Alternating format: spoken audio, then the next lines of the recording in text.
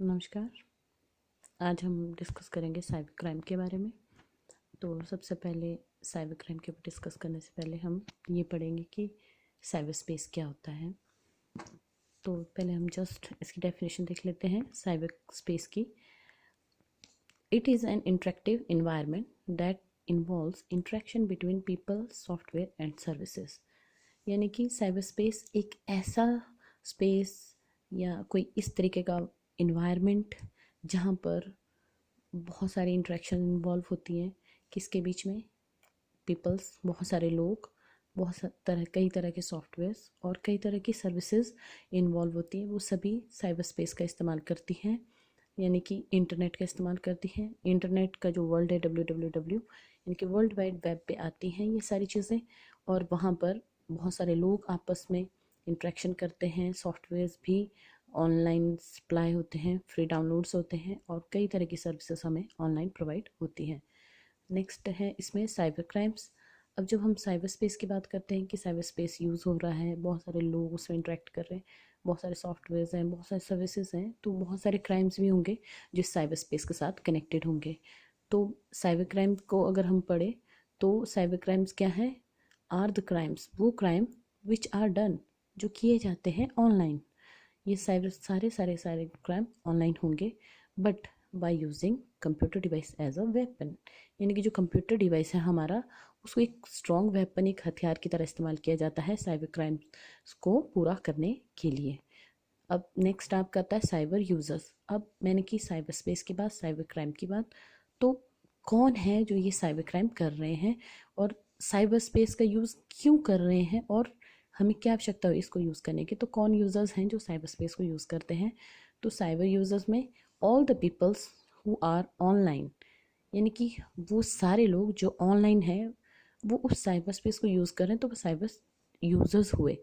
और for any purposes, यानी कि कोई भी व्यक्ति इंटरनेट का यूज़ किसी भी कार्य के लिए, किसी भी आवश्यकता को पूरा करने के लिए, किसी भी पर्पस के लिए कर सकता है। तो हर तरह के वो लोग जो कनेक्टेड हैं इंटरनेट के द्वारा एक दूसरे के साथ, या किसी वेबसाइट के साथ, या किसी बिजनेसमैन्स के साथ, या किसी कमर्शियल वेबसाइट के साथ, और वो सभी इंटरनेट यूज़ कर रहे हैं, तो उन सभी को हम कहेंगे इंटरनेट यूज़र। चाहे वो क्लाइंट हो, चाहे सर्वर हो, या कोई बहुत बड़ी वेबसाइट है, वो जब अपने क्लाइंट के साथ इंटरेक्ट करती है तो उस समय वो दोनों ही इस साइबर स्पेस का यूज़ कर रहे हैं, तो उन्हें हम साइबर यूज़र्स कहेंगे।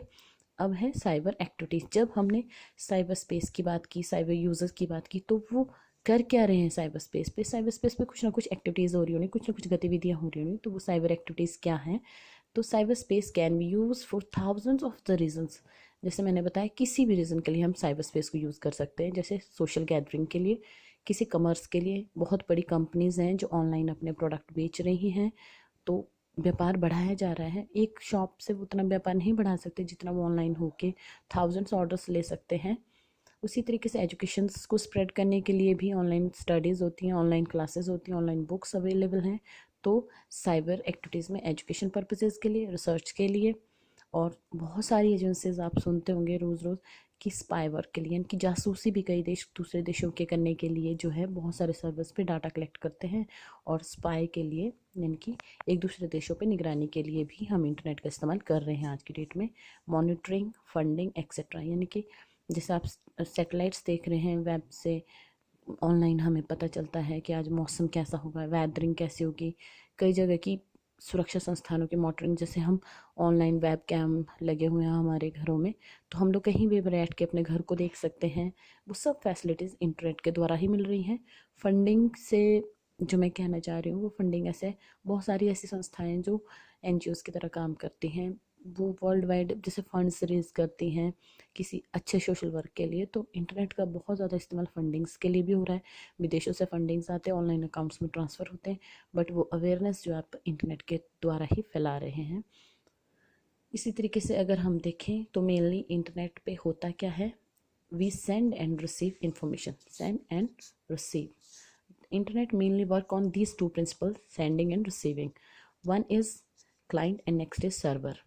जब हम कोई चीज़ भेज रहे हैं तो हम क्लाइंट साइड पे हैं, और वो सर्वर साइड जहाँ पे रिक्वेस्ट हमारी प्रोसेस हो रही है वो सर्वर साइड पे वो रिसीव कर रहे हैं उस रिक्वेस्ट को, और मेनली डाउनलोड अपलोड जैसे पर्पसेस वहाँ पे होते हैं। अब जब हमने साइबर क्राइम्स की बात की तो अब क्वेश्चन माइंड में ये उठता है कि साइबर क्रिमिनल्स कौन है। अब साइबर क्रिमिनल्स वो पीपल्स होंगे जो कमिट करेंगे साइबर क्राइम्स, यानी कि ऐसे लोग जो क्राइम कर रहे हैं, साइबर क्राइम कर रहे हैं, उन्हें हम बोलेंगे साइबर क्रिमिनल्स। अब बात उठती है कि उनका क्या प्रोफाइल, हम कैसे पता लगाएंगे कि कौन साइबर क्रिमिनल्स हैं।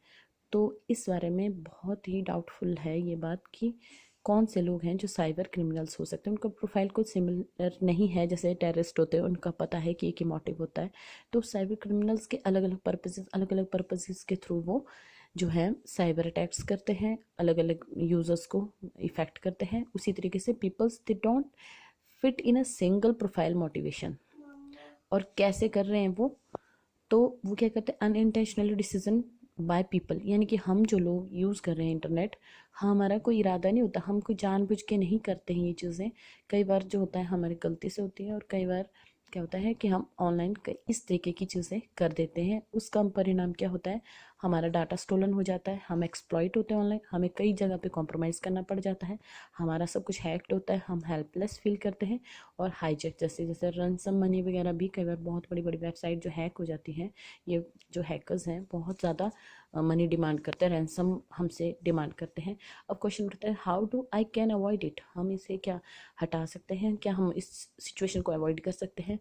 तो आई डोंट थिंक कि इसको अवॉइड किया जा सकता है। इसको जस्ट आप अगर साइबर क्राइम के प्रति अवेयर रहेंगे, स्टे रहेंगे, मतलब अलर्ट रहेंगे, आप लोग एक्टिव रहेंगे, देखते रहेंगे, और अपनी कॉमन सेंस का इस्तेमाल करेंगे कि जैसे कि कई तरह की फेक वेबसाइट्स होती हैं, हमने कहाँ से डाउनलोड करना, कहाँ से नहीं करना। तो बहुत सारी ऐसी चीज़ें हैं जो मैं आगे बताऊंगी आपको। और एक की लॉगर नाम का भी एक वायरस ही समझिए आप, वायरस बहुत ज़्यादा इन्फेक्ट करता है आपको फाइनेंशियली। कई बार ये हमारे कीबोर्ड के नीचे एक्टिव होता है, ये प्रोग्राम इंस्टॉल्ड होता है, हमें पता नहीं होता है, और ये हमारे जो की स्ट्रोक जैसे जैसे हम करते कोई पासवर्ड या कुछ, उस चीज़ों को रिकॉर्ड करता रहता है। अब इसके बाद में आपको थोड़ा सा साइबर क्राइम्स के थोड़ी सी ये लिस्ट है, इसको मैं थोड़ा सा फोकस करती हूँ, इसको आप स्टडी कीजिएगा, ऑनलाइन इसके ऊपर रिसर्च कीजिएगा कि ये साइबर क्राइम्स क्या हैं। अब इसमें सबसे ज़्यादा कॉमन जो है आजकल कार्ड फ्रॉड्स हो रहे हैं, सबसे ज़्यादा फाइनेंशियल फ्रॉड्स हो रहे हैं, ई वॉलेट को टारगेट किया जा रहा है। मैक्सिमम जितने भी साइबर क्राइम्स हैं वो फाइनेंशियल रिलेटेड हो रहे हैं, और पूरे वर्ल्ड वाइड में 1.5 मिलियन विक्टिम जो है पर डे इतना इफेक्ट हो रहे हैं आपके साइबर क्राइम्स से। फिर भी थोड़े से कॉमन से हैं, जैसे hacking, cyber bullying, cyber stalking, cyber warfare, child pornography, money laundering, hate crimes, spam mails, data stealing, card fraud and phishing. अब ये सारे जो क्राइम्स हैं इनको हम वन बाय वन एक नेक्स्ट वीडियो में एक्सप्लेन करेंगे, ताकि डेप्थ में पता चले कि क्या चीज़ कैसी होती है। उसके बाद अगर मैं थोड़ा सा यूज़र्स की बात करूँ तो वर्ल्ड वाइड जो अगर देखा जाए तो एशियन कंट्रीज़ में टॉप पे इंडिया एंड चाइना है, क्योंकि सबसे ज़्यादा पॉपुलेशन और सबसे ज़्यादा इंटरनेट यूज़र्स यहाँ पर हैं।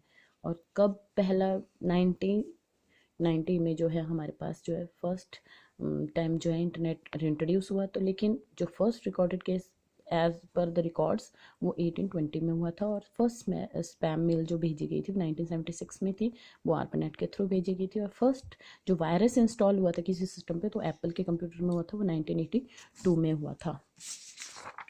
तो थोड़ा सा हम हैकर्स की भी थोड़ी सी बात करें। जब क्राइम की बात हो रही तो hackers can take over millions of computer worldwide. एक हैकर जो है मिलियंस कंप्यूटर्स को पूरे वर्ल्ड में हैक कर सकता है, उनका डाटा स्टील कर सकता है, डिलीट कर सकता है, कंट्रोल कर सकता है उसके प्रोग्राम्स को, और कहीं दूर बैठे रिमोट ऑपरेशंस भी कर सकता है उस पर। अब सबसे बड़ा प्रॉब्लम ये है कि हैकिंग हुई कैसे, द मेन पर्पज़ और जो मेन विक्टिम है उसके पीछे आपके वायरसेस हैं, डीडीओज हैं, फिशिंग्स हैं, और वायरस वॉर्म्स, मालवेयर, ट्रोजन। इसको भी एक अलग से वीडियो बना के अच्छे से एक्सप्लेन करूँगी इन सभी चीज़ों को कि ये चीज़ें क्या हैं। और मोस्ट कॉमनली जो पर्सनल अटैक्स हमारे ऊपर होते हैं वो होते हैं ईमेल्स के थ्रू, टेलीफोन पुलिंग के थ्रू, और लेटर्स पुलिंग के थ्रू। अब कुछ जैसे स्टेप्स हैं मैंने इस पर लिखे हुए कुछ कि हम इसको अवॉइड कैसे करें। वैसे तो अवॉइड नाम की चीज़ मैंने जैसे पहले ही आपको बताया कि अवॉइड नाम की चीज़ कुछ ऐसा हम अवॉइड कर नहीं सकते, वो जस्ट हमारी जनरल अवेयरनेस ही है जो हमें इन चीज़ों से बचा के रखेगी। तो थोड़ा सा ख़त्म करते हैं इसको। उससे पहले थोड़ा सा ओवरव्यू कि क्या करना है हमें। तो इसमें देखिए, जैसे मैंने बताया आपको कि एक सर्वर जो है क्रैश हो जाता है कब, अगर तो मिलियंस रिक्वेस्ट आती है तो उसको वो प्रोसेस कर सकता है, लेकिन बिलियंस आ जाए, ट्रिलियंस रिक्वेस्ट आए तो उस टाइम जो है सर्वर आपका अनेबल हो जाता है और वो क्रैश्ड सिचुएशन में आ जाता है। उसी तरीके से जैसे अटैक्स हैं बहुत सारे कंप्यूटर से एक ही टाइम पे, होस्ट सर्वर को बहुत सारी रिक्वेस्ट आएंगी आपकी और वो क्या हो जाएगा, हैक्ड हो जाएगा। हैकर उसको या वेबसाइट को क्रैश कर देंगे, या बहुत सारे रिक्वेस्ट उस टाइम, जिस टाइम वो हैक हो रहा है या क्रैश हो रहा है, हैकर जो है आपके सर्वर्स में या उस इंटरनेट को ओवरटेक कर लेते हैं और उस टाइम बहुत सारी क्रिमिनल एक्टिविटीज़ होती हैं। अब जैसे यहाँ पे मैंने कुछ लिखे, steps we all must take to avoid the getting hacked, hack होने से बचने के लिए। फर्स्ट ऑफ ऑल सबसे इम्पॉर्टेंट जो मुझे पॉइंट लगता है वो है स्ट्रॉन्ग पासवर्ड। हम हमेशा स्ट्रॉन्ग पासवर्ड यूज़ करें।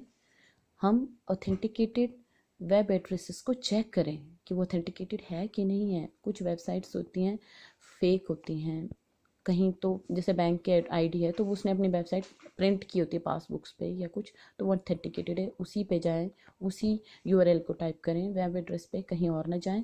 और don't install software you don't trust, कोई भी ऐसे सॉफ्टवेयर इंस्टॉल ना करें जिस पे आपको भरोसा नहीं है। थोड़ी सी भी शंका हो तो आपको जो है वो इंस्टॉल नहीं करना चाहिए।